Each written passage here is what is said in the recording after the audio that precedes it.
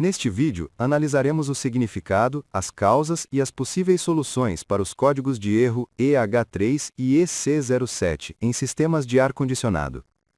Comecemos explicando que ambos os códigos indicam que a velocidade do ventilador do equipamento está fora da faixa normal. Isso pode acontecer se a velocidade do ventilador se mantiver muito baixa ou muito alta durante um período prolongado, o que faz com que o ar-condicionado desligue e mostre o código de erro correspondente. Neste caso, o código EH3 está relacionado a problemas no ventilador localizado na unidade interna, enquanto o código EC07 está relacionado a problemas no ventilador localizado na unidade externa. Algumas das marcas mais conhecidas que utilizam esses códigos incluem Samsung, Midea, Bosch, Olimpo, Caley, Simple, BGH, Voltas, Bluestar, Godrej, Joy, Reconnect, Prest, Mirage e Actoner. Antes de abordar as soluções específicas, é importante compreender que o reparo dependerá do tipo de ventilador presente no sistema. Primeiro veremos algumas recomendações gerais, e depois explicaremos como resolver esse problema de acordo com o tipo de ventilador que a unidade de ar-condicionado possui. A primeira ação recomendada é a limpeza do filtro de ar. Também é recomendável tentar reiniciar o ar-condicionado, pois às vezes um simples reinício pode apagar o código de erro. Além disso, deve-se limpar o motor do ventilador porque se o motor estiver sujo, é possível que não consiga girar corretamente. Também é necessário verificar a tensão do motor do ventilador. Se o cabo de alimentação estiver loso ou danificado, deve ser reparado ou substituído. Se as conexões elétricas estiverem defeituosas, devem ser limpas ou reparadas. 1. Falha no capacitor elétrico do ventilador. Se o ventilador emitir um zumbido, mas não se mover, pode-se tentar ligá-lo girando manualmente com a mão. Se o motor iniciar, é provável que o problema seja o capacitor. Nesse caso, deve-se verificar o valor de capacitância do capacitor. Se possível, pode-se testar com outro capacitor de valor semelhante. Se não houver um capacitor de reposição disponível, pode-se medir sua capacitância com um multímetro para verificar se está dentro dos parâmetros normais. 2. Falha nos rolamentos. Com o ventilador desligado, verifique o giro suave do eixo, confirmando que não existam vibrações nem ruídos. Para confirmar a falha nos rolamentos, desmonte o ventilador e substitua os rolamentos se necessário. 3. Falha do relé do ventilador. Desconecte o arnês do ventilador e tente ligá-lo sem a placa eletrônica, consultando o diagrama de fios para realizar o acionamento.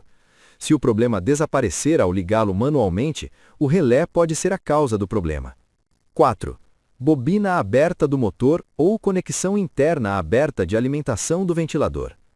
Usando os mesmos cabos ou pinos de conexão do capacitor do ventilador, meça com o multímetro a resistência elétrica entre os dois cabos, sempre com o capacitor desconectado. A medida deve indicar um valor de resistência e nunca infinito. Se o multímetro marcar infinito, existe um problema no motor e o motor do ventilador deve ser substituído. 5. Falha no sensor de efeito Hall. Identifique os cabos do sensor de efeito Hall, que geralmente são 3 cabos finos que saem do motor do ventilador. Alimente a placa eletrônica e meça as tensões entre os pinos com o multímetro em corrente contínua. Deve-se identificar a alimentação do sensor e o terra, medindo as tensões. Quando o sinal do multímetro for 12 volts ou 5 volts quase constantes, a ponta vermelha do multímetro estará no cabo de alimentação do sensor, e a ponta preta ou azul estará no terra do sensor. Depois, coloque o cabo vermelho do multímetro no sinal e o preto ou azul no terra, e gire o ventilador manualmente para verificar o sinal de tensão, que deverá variar rapidamente. Se o sensor funcionar corretamente, dirija a tensão ao módulo eletrônico. Caso contrário, inspecione visualmente o sensor e, se necessário, substitua a peça. 6. Falha no triac. O triac localizado na placa eletrônica é um único elemento responsável por controlar todas as velocidades do ventilador. Quando o triac apresenta problemas, geralmente o ventilador não desliga ou não liga. Localize o triac e familiarize-se com seus pinos, que geralmente são identificados como MT1, MT2 e gate, porta ou gatilho. Utilize o número de série para identificá-los. Desconecte o ventilador e a alimentação da placa eletrônica. Configure o multímetro em modo de resistência elétrica. Conecte o cabo positivo vermelho do multímetro ao terminal MT1 do triac e o cabo negativo, preto, ao terminal MT2. Deve-se medir resistência infinita, porque o triac não está ativado, o que indica que não há continuidade entre MT1 e MT2. Depois, meça a resistência entre o terminal gate, porta, e o terminal MT1. Nesse caso, deve indicar resistência não infinita, pois deve existir continuidade. Depois, meça a resistência entre o terminal gate e o terminal MT2. Nesse caso, deve indicar resistência infinita, pois não deve existir continuidade. Funcionamento dos ventiladores em ares condicionados inverter modernos. Os ventiladores dos ares condicionados inverter modernos operam com motores de corrente contínua sem escovas, BLDC, que oferecem mais durabilidade e eficiência. Esse design permite um funcionamento mais silencioso e com menos componentes mecânicos. O motor trifásico BLDC é controlado eletronicamente por meio de um controlador de potência inteligente, IPM, que administra a corrente contínua de forma precisa em cada uma das 3 bobinas, conectadas por meio dos cabos U, V e W. Esse sistema permite um controle exato das rotações por minuto do ventilador, otimizando o fluxo de ar e melhorando o conforto do usuário. Um sensor de efeito Hall mede a velocidade do motor e envia essa informação em tempo real ao controlador principal da unidade. Se o sensor detectar uma velocidade incorreta, o controlador pode emitir um código de erro para alertar sobre problemas de funcionamento. Quanto à localização do módulo eletrônico IPM, em muitos equipamentos ele é integrado diretamente ao motor, especialmente nos ventiladores da unidade interna. Nos ventiladores da unidade externa, o módulo eletrônico IPM geralmente fica na placa eletrônica, fora do ventilador.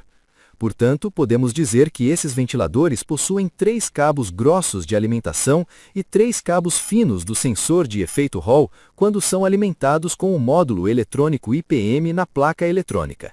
Diagnóstico do motor do ventilador BLDC.